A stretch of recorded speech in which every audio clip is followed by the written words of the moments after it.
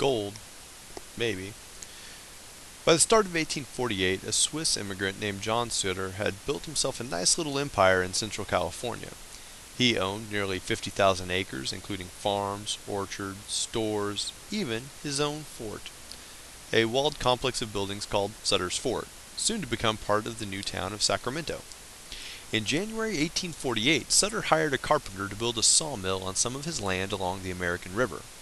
The carpenter, James Marshall, led a small group of workers to the spot where Sutter wanted his mill. The men unloaded their tools and started working. On the morning of January 24th, Marshall was inspecting a freshly dug hole when he stopped suddenly. My eye was caught with the glimpse of something shining in the bottom of the ditch, he remembered. I reached my hand down and picked it up. It made my heart thump. Marshall held in his palm a little yellow lump, dented and creased, about half the size of a pea. He collected a few more of these lumps and showed them to William Scott, one of the workers. Marshall: I found it. Scott: what is it? Marshall: gold. Scott: oh, no, that can't be. Marshall: I know it to be nothing else. Marshall was sure he had struck gold. Well, he was pretty sure. Actually, he didn't really know. It did not seem to be of the right color, he later admitted.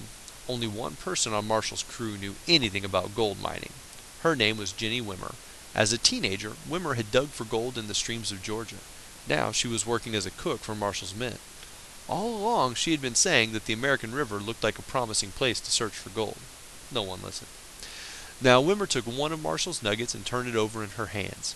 It looked like yellow chewing gum, she thought, just out of the mouth of a schoolgirl. She looked up and said, "This is gold." To prove it, she dropped the nugget into a pot she was using to make lye, a chemical she needed to make soap. "I will throw it into my lye kettle," she said, "and if it is gold, it will be gold when it comes out." Wimmer knew that lye, a strong base, would quickly tarnish most metals, but would have no effect on gold. The next morning she pulled the nugget out of her kettle, and there was the gold piece as bright as could be, she said. The men were still not convinced. Can you keep a secret? 2 days later, John Sutter was working in his office, listening to the rain pounding on his fort.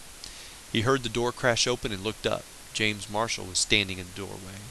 He was soaked to the skin and dripping water, Sutter recalled. He told me he had something of the utmost importance to tell me, that he wanted to speak to me in private. Even before that moment, Sutter had considered the excitable Marshall to be, as he put it, like a crazy man. Now Sutter must have been really worried, but he got up and shut the door. "Are you alone?" Marshall asked. "Yes," said Sutter. "Did you lock the door?" "No, but I will if you wish it." Marshall wished it. Then Marshall took a rag from his pocket and unwrapped it. Sutter stepped forward and saw a few little yellow blobs. "Well, it looks like gold," Sutter said. "Let us test it." He got down an encyclopedia, turned to the G section, and looked up gold. He performed the tests recommended in the book, including biting the metal. Pure gold is so soft that you can bite down and leave a tooth mark in it. "I declared this to be gold of the finest quality," Sutter said. He raced out to the American River and told his workers to keep the discovery secret. But as you've probably noticed, most people can't keep secrets. The bigger the secret, the harder it is to keep. And this was a secret that was about to change the world. Even after swearing his workers to secrecy, Sutter himself bragged to a friend, "I have made a discovery of a gold mine, which according to experiments we have made is extraordinarily rich." Then, over the first few months of 1848, Sutter's workers started showing up in San Francisco with bags of gold they had found. One worker went into a store and dropped a bag of gold flakes on the counter, announcing to everyone, "That there is gold, and I know it, and know where it comes from, and there's plenty in the same place, certain and sure." Recognizing a good business opportunity when he saw one, a store owner named Sam Brannan paraded through San Francisco holding up samples of the gold found by Sutter's workers and shouting, "Gold! Gold! Gold from the American River!" As Brannan had hoped, people raced to his store to buy overpriced mining supplies. Then they rushed off to look for gold. By June 1848, 3/4 of San Francisco's population was gone. Businesses and newspapers shut down. The only school in town closed its doors, and the teacher took his students along with him to search for gold. The gold fever dance.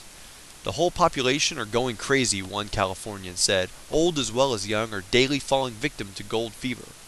A man named James Carson never forgot the moment he caught the fever. News of gold discoveries started reaching his town of Monterey, California in the spring of 1848. He was sure the stories were exaggerated until... One day I saw a form bent and filthy approaching me, Carson remembered. He was an old acquaintance and had been one of the first to visit the mines. This guy had once been neat and clean. Now his clothes were ripped and his wild hair and beard sprang out in all directions. Carson watched the man open a big bag filled with yellow chunks and flakes. "This is only what I picked out with a knife," the man told Carson. As Carson gazed at the gold, he felt something strange happening inside him. "A frenzy seized my soul," he said. Carson was catching a disease that was about to spread across the country, across the world. My legs performed some entirely new movements of polka steps. Piles of gold rose up before me at every step, castles of marble, dazzling the eye. In short, I had a very violent attack of the gold fever. James Carson. 1 hour after dancing down the streets of Monterey, Carson had his mule packed with supplies and was hurrying to the gold mines. Gold fever raced around the world, speeding through South America, Asia, Europe, even reaching the Australian island of Tasmania, 8,000 miles from California. A Tasmanian store owner started selling a new invention he called gold grease. The idea? You take off your clothes, smear your naked body with the stuff, roll down a hill, and the gold sticks to you. American newspapers, meanwhile, were making it sound easy to get rich in California, even without magic grease. Readers in Philadelphia opened their papers and read a letter from a California miner. "Your streams have minnows, and ours are paved with gold." People all over the country were hearing similarly exciting stories. The gold excitement spread like wildfire, even out to our log cabin in the prairie, remembered a Missouri settler named Lizina Stanley Wilson. And as we had almost nothing to lose, and we might gain a fortune, we early caught the fever. Like so many Americans, the Wilson family packed up what they could carry, left everything else behind, and set out for California. But how do you get there? There was no good way to get to California. There were 3 bad ways. First, you could cross the country by land, using oxen to drag your wagons along the trails to the western coast. This was bone-bruising, slow, and dangerous, and getting more dangerous all the time. As the trails got busier, streams and wells along the way got more and more polluted with human waste. This led to the spread of cholera, an infection of the intestines that causes severe diarrhea and vomiting. Death was often miserable and quick, as a traveler named William Swain noted in his diary. May 18th. One of our company, Mr. Ives, is sick with cholera. May 19th. Mr. Ives is dead. If you had about $600 to spare, which most people didn't, you could travel by sea all the way around the southern tip of South America and then north to California. This was safer than the overland trails, though you had to deal with storms, seasickness, rotting food, and barrels of drinking water that got so smelly passengers had to add molasses and vinegar before they could bear to swallow it. For many, though, the real problem with this route was that it was 15,000 miles and took 6 months or more, too long to wait when you've got the fever.